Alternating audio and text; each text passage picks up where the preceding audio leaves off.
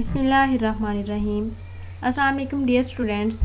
आज हम सिस्टमैटिक्स का जो टॉपिक डिस्कस करेंगे वो है एवोल्यूशनरी स्पीशीज़ कॉन्सेप्ट। इसकी लिमिटेशंस को भी हम डिस्कस करेंगे, लेकिन उससे पहले इंट्रोडक्शन की बात करते हैं।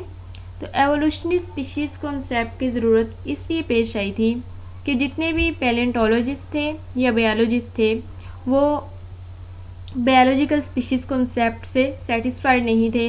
उनका मानना था कि बायोलॉजिकल स्पीशीज़ कॉन्सेप्ट जो है ये सिर्फ़ और सिर्फ लिविंग ऑर्गेनिज्म के ऊपर एप्लीकेबल है, एक्सटिंक्ट स्पीशीज़ के ऊपर, नॉन लिविंग स्पीशीज़ के ऊपर या ऐसी स्पीशीज़ जो कि एसेक्सुअली रिप्रोड्यूस करती हैं उनके ऊपर ये एप्लीकेबल नहीं है।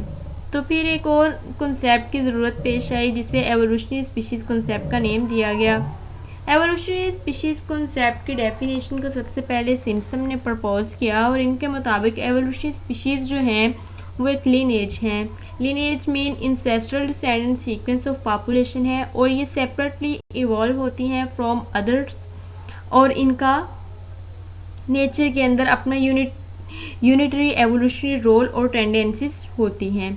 इस तरह से उन्होंने एवोल्यूशनरी स्पीशीज़ कॉन्सेप्ट को डिफाइन किया। सिम्पसन के इस डेफिनेशन से साइंटिस्ट जो थे वो डिसएग्री थे। उन्होंने कहा कि इसके अंदर बहुत सारे ड्रॉबैक्स हैं। तो इसकी लिमिटेशंस को यहाँ पे हम डिस्कस करते हैं। साइंटिस्ट का मानना था कि ये जो डेफिनेशन सिम्पसन ने प्रपोज की है एवोल्यूशनरी स्पीशीज़ कॉन्सेप्ट के लिए, ये तो सिर्फ और सिर्फ फाइलेटिक लीनिएज की डेफिनेशन है, ये स्पीशीज़ कॉन्सेप्ट को इंडिकेट नहीं करती। दूसरी जो इसके अंदर वजह थी वो ये थी कि ये वाला जो स्पीशीज़ कॉन्सेप्ट है ये टाइम डायमेंशन को नहीं मेंशन कर रहा कि किस तरह से इंसेस्ट्रल डिसेंडेंट सीक्वेंस अरेंज हुई और किस टाइम डायमेंशन के साथ। तो इस तरह से ये इसके अंदर दूसरा ड्रॉबैक था।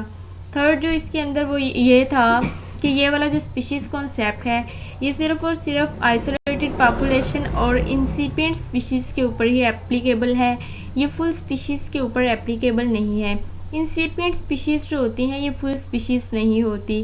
तो इन तमाम वजूहात की बना पे इस कॉन्सेप्ट को जो कि सिम्पसन ने डेफिनेशन प्रपोज की थी, इस कॉन्सेप्ट को रिजेक्ट कर दिया गया। साइंटिस्ट ने इस कॉन्सेप्ट को नहीं माना।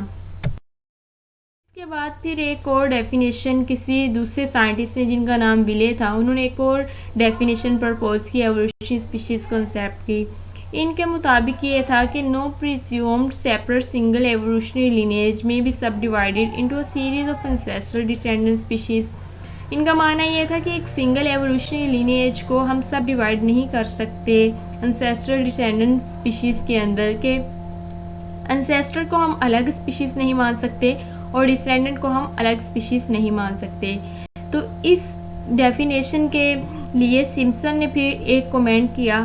सिम्पसन ने कहा कि one could start with man and run back to the protist still in the species Homo sapiens. कि होमो सेपियंस यानी कि ह्यूमन बींग्स के केस में भी तो बहुत सारी थेरीज हैं, बहुत सारे साइंटिस्ट हैं जिन्होंने ये कहा है कि होमो सेपियंस जो हैं ये इनका जो इंसेस्टर है वो प्रोटिस्ट हैं जो कि एक सिंगल सेल ऑर्गेनिज्म है। तो फिर इस डेफिनेशन को इस तरह से जो सिम्पसन थे उन्होंने इस तरह से इस डेफिनेशन के ऊपर कमेंट किया। इसके बाद एक और साइंटिस्ट आए जिनका नेम हैनिंग था। उन्होंने 1966 के अंदर एक और डेफिनेशन एवोल्यूशनरी स्पीशीज़ कॉन्सेप्ट की थी। इस तरह से डिफरेंट साइंटिस्ट आते रहे और डिफरेंट डेफिनेशंस उन्होंने एवोल्यूशनरी स्पीशीज़ कॉन्सेप्ट के लिए दी। इन्होंने कहा कि arbitrarily terminated every evolutionary species when a daughter species branch of the parental lineage। कि जब भी कोई डॉटर स्पीशीज़ बनती थी अपनी मेन पॉपुलेशन से, पेरेंटल पॉपुलेशन से, तो ये उन्हें एक अलग स्पीशीज़ का नेम दे देते थे, यानी कि ये सेपरेट समझ रहे थे डॉटर स्पीशीज़ को और पेरेंटल स्पीशीज़ को। लेकिन ये एक बहुत बड़े फैक्ट को इग्नोर कर रहे थे, पेरिपेटिक स्पीसिएशन को, क्योंकि पेरिपेटिक स्पीसिएशन के केस में जो पेरेंटल स्पीशीज़ होती हैं वो अनचेंज रहती हैं, उनके अंदर कोई भी चेंज नहीं आता। सिर्फ उस पोर्शन के अंदर जो एक छोटा सा पोर्शन पेरीफेरी से अलग होता है और किसी दूसरी हैबिटेट के अंदर जाके वो न्यू स्पीशीज़ बनने लग जाती हैं, उनके अंदर स्पीशिएशन का प्रोसेस स्टार्ट होता है, तो तब उनके अंदर ही चेंज आता है। जो पेरेंटल स्पीशीज़ होती हैं वो अनचेंज रहती हैं।